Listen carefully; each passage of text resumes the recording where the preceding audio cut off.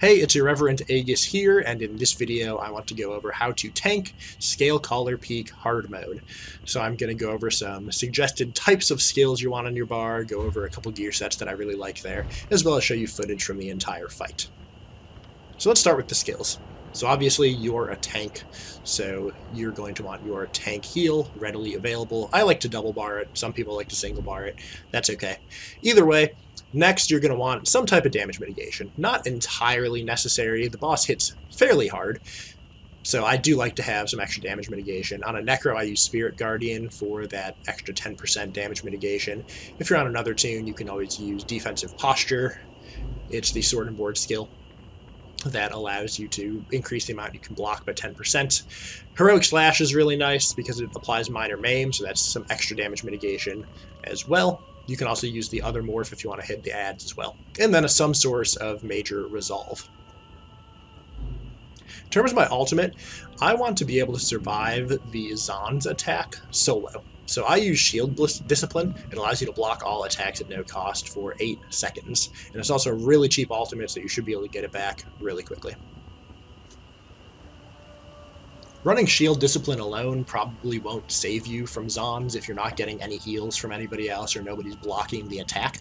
However, if you pair it with specific sets that I'll show you, you will be able to survive it by yourself with no external help. Of course, if you're a DK tank, you'll probably want to drop Shield Discipline and run Magma Shell, limiting that damage to 3% per tick, and you can solo survive it by yourself as a DK tank also. But Shield Discipline works on any tank. As for the back bar, one skill I really like to have on my bar is Overflowing Altar. This is going to really help with group survivability, especially during the ice stage of the fight, because it really eases up the burden on the healer, gives an extra heal for the group, a really big one. I use a range taunt here as well. Sometimes you need to range down an ad or the boss. Blockade of Frost for some extra damage with the Crusher enchant.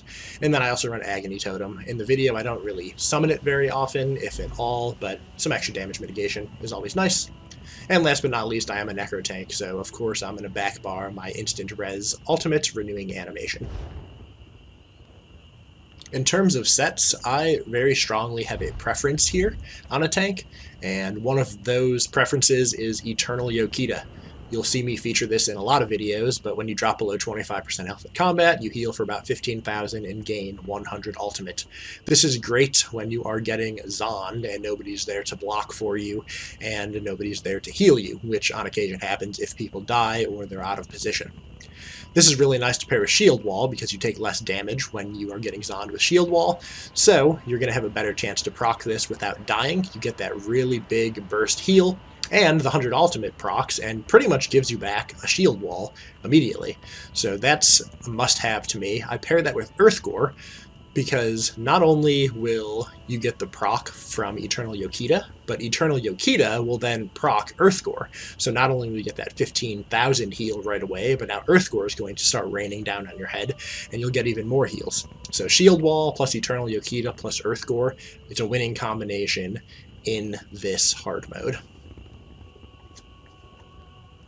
For your final set, I don't really have a preference. I'm just using Akabari Dragon Guard for the reduced cost of ultimate. That helps me get my Instant Resurrection ultimate faster. So you can switch this out with pretty much whatever you want as a tank. It is a flex spot, but I do consider Eternal Yokita and Earthgore to be very good, and you'll want to have those. Not that it's not possible to do this with other sets, because I've done it with a bunch of different builds, but those will really make your life easier when you are getting hit with that flame attack. As a tank, your job is mainly to control Zon, but if you're able to also have control of the Frost Atro, that's great. You can ignore the Lemonade, although if you taunt it, it will prevent your group from taking damage. Your group should be killing the Lemonade first. Zon has a heavy attack that I do not recommend roll dodging because it follows you, and a second big attack that's a big circle AoE that really isn't blockable. You see I get knocked back by it there. Just roll dodge out of that one, make sure you don't roll dodge off the end. Once the Lemonade goes down, a Poison Well sprouts, so make sure that you don't take that Poison Sprout because it will go away if you take it. That's how you survive after the Ice phase. Same with the Frost Atro. It drops one of those circle ice things. Again, don't take that because that will also be needed for another member in your group. This attack, her Zon's attack, When it's targeting anybody else in your group, it's your job as the tank to stand in front of it and block it.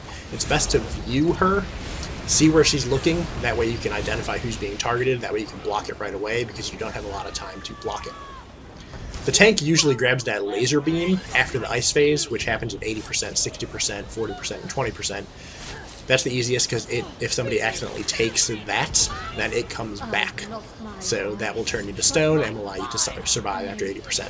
That other flame attack that you're seeing right now puts a circle under somebody, target. We always have them run behind that pillar. Alright, we're at 80%, we get an ice phase. The way we divide the room between the DPS, we have one DPS take the right side and entrance, another DPS take the left side and dragon statues, and anybody can take the middle after they're done with priorities. After that, everyone needs to grab their synergy. One person gets the poison, one person gets the ice, tank gets the laser, and healer gets the shield. The problem was the healer accidentally grabbed my laser there, and I didn't realize in time where the shield was, so I died. So it was her first time actually in this hard mode, and we actually one-banged it, so that was awesome that we were able to complete it with her as her first time. But anyway, after that first 80% ice phase, now we start getting those poison wells. In terms of positioning for the tank, the best thing to do, I like to stand on this side where I am between those two heads. That way it's really easy for me to just sidestep that poison well.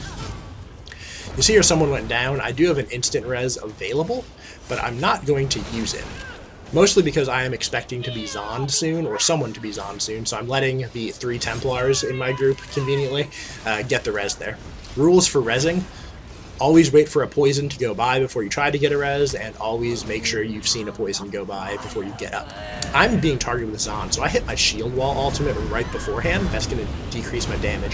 What's awesome there is you just saw Eternal Yokita proc on me for the heal, and you saw that heal proc Earthcore, so I was able to survive that without anybody blocking Zons and without getting any heals from the group. So I'm glad that happened in this video because I don't always get great footage like that. So it happened here on this clear. There I just lost track of resources, so I took a heavy when I couldn't block it. My fault. I wasn't paying as much attention as I should. But again, 3 Templars in the group. We're going to be able to pull off this res somehow. Even though he didn't follow the rules, he still got the res without getting poisoned and somehow managed to dodge that ice. But that's okay, I'm back in my positioning here. Someone's about to get zoned, so I'm going to identify where she's going and block it really quickly. If they take that Zon attack for more than a second, usually the DPS and healer will die, so it's my job to get in front of it quickly. Again, positioning is important, as you see there. I wanted to be kind of between those statues. And we get an ice phase at 60%. I run around applying Major Breach and Fracture to everything, that way it's easier to kill those things, and if I was smart, which I wasn't there, I would have put on a Blood Altar for some extra heals. Again, I tracked down the laser, that's my job.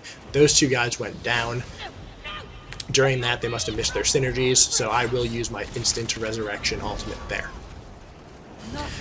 Again, if you're going to line up on the other side of the map, make sure you don't line up in the center. That's the worst place to stand. Always line yourself between 2 dragon heads. Even though I got the instant res, they went down again, which is okay because we can recover from this. I Suck at Life is very experienced in here with when to res, when not to res, when to get up, etc. I did need a block that time because I did use my ultimate recently, so I didn't have shield wall. So somebody did block that for me, which was nice.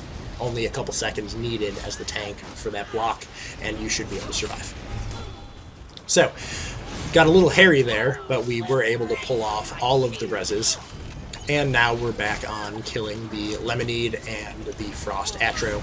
Again, we want those things to go down because we don't want to push a phase on Zon with them up because then we don't have our synergies.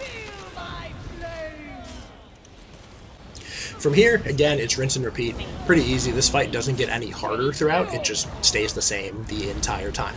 So I'm blocking that. I had those synergies coming at me, so I didn't roll dodge back. It's important not to steal another person's synergy, because if you do, then somebody is going to die. There's that heavy again, which I roll dodge. Another note, while she's doing that non-Zon flame attack, that is a good time to get up or get a res, because you will not get a poison well when she is doing either of her flame attacks, and you don't need to block that one, you just have the DPS hide behind the pillar. Here we have our 40% ice phase. Again, I'm going to run around and taunt things.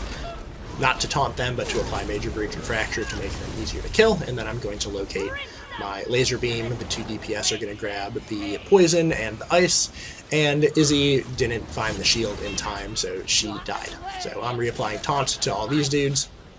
I'm going to res Izzy because I had my Resurrection ultimate. Zaan's often happens at a terrible time right after that, so I always try to maintain my sight on Zaan so I can get in front of that so nobody dies needlessly. And then I go back to my traditional spot here on this side.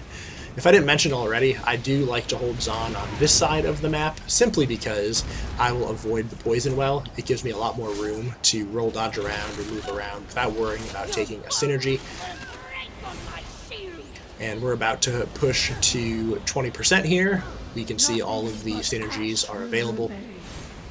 I Suck at Life did just die, but we should be able to pull off the res before we push phase.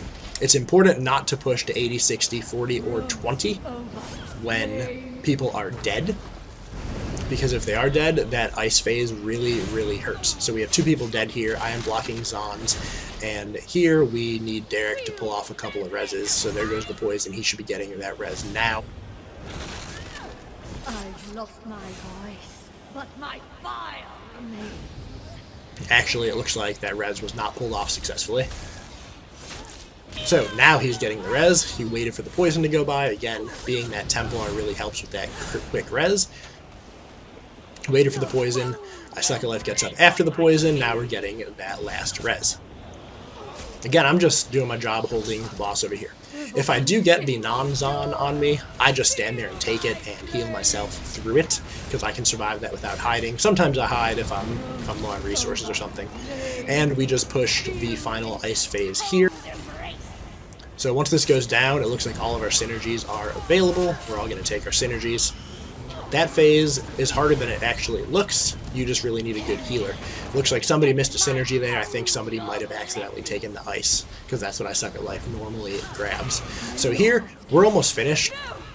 We're just going to push the boss. You don't need to worry about the ads during this last phase. The important thing is to not get short-sighted and just try to kill the boss. Always get back in your stacks between those 2 dragon heads so you don't get an instant wipe from the poison.